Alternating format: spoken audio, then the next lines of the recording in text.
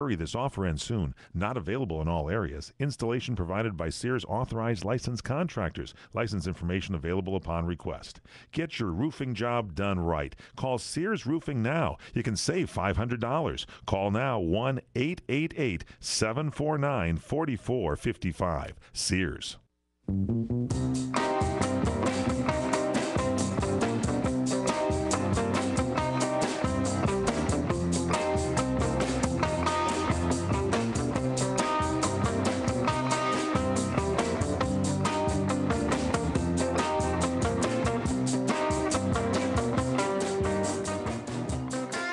Welcome back here to the PM Show Weekend Edition on CRN Digital Talk Radio. I'm Michael Horn. That, ladies and gentlemen, Robert Conrad. And the new Ever Ready slogan, they're thinking of dropping the keeps going and going and going, and they're going to change it to now that's positive energy. Now that's positive energy. And I'm thinking you're involved there in the transition over because knock it off the shoulder, going. Now that's positive energy. Look, let me show you this. Please.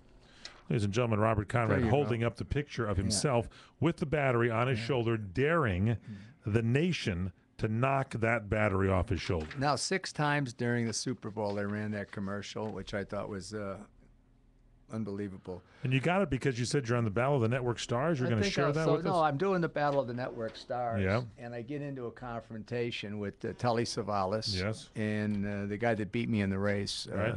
What was his name? Gabe Kaplan. Gabe, yeah. And so we get into this, and it's real.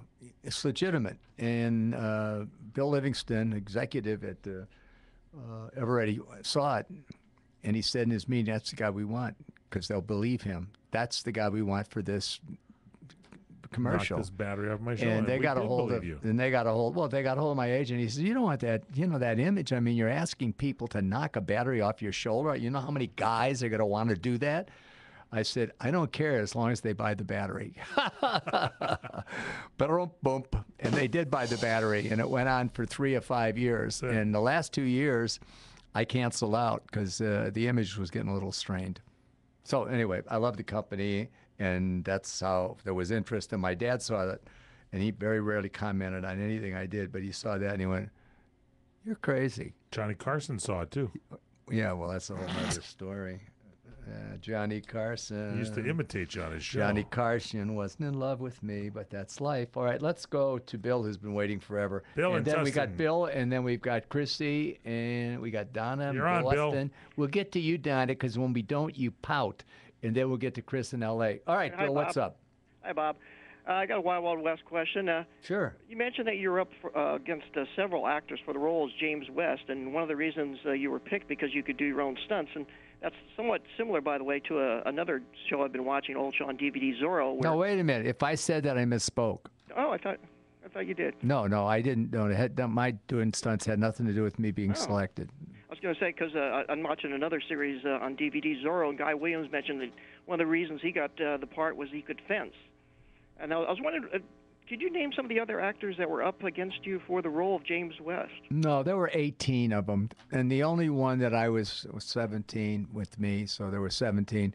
And the only guy I was concerned about was in Mexico. And I liked his work, and I thought he was a handsome devil. Rory Calhoun? No, he had already gotten the select part. Yeah, and then he had the courtesy of doing a scene with the other actor to play the role that Ross played, and saw that this guy was not what they wanted, and they didn't like Rory's look.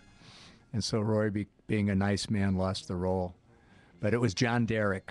John Derek was the one you thought? Yeah, he was frightening me. I went, oh, man, this is a good-looking guy, and he's rugged. And he fell out, and I was 17th. And there was a guy walking in after mine, and I said, I don't know what you're testing. I've got the role. And I was laughing, and it was just a joke.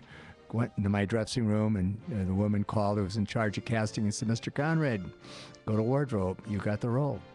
Wow. Yeah. You found out about that fast. That's good. Yeah, huh? had nothing to do with stunts either. I'll tell you another story about that when we come back.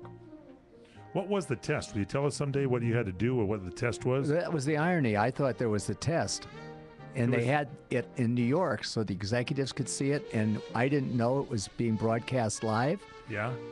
And they hired me because of what they saw. So just saw you talking to them. Talking, yeah. And then I wore these silly heels to make me a little taller because I'm only 5'8", and leading men are supposed to be at least 6 feet. Straight ahead, we'll have more.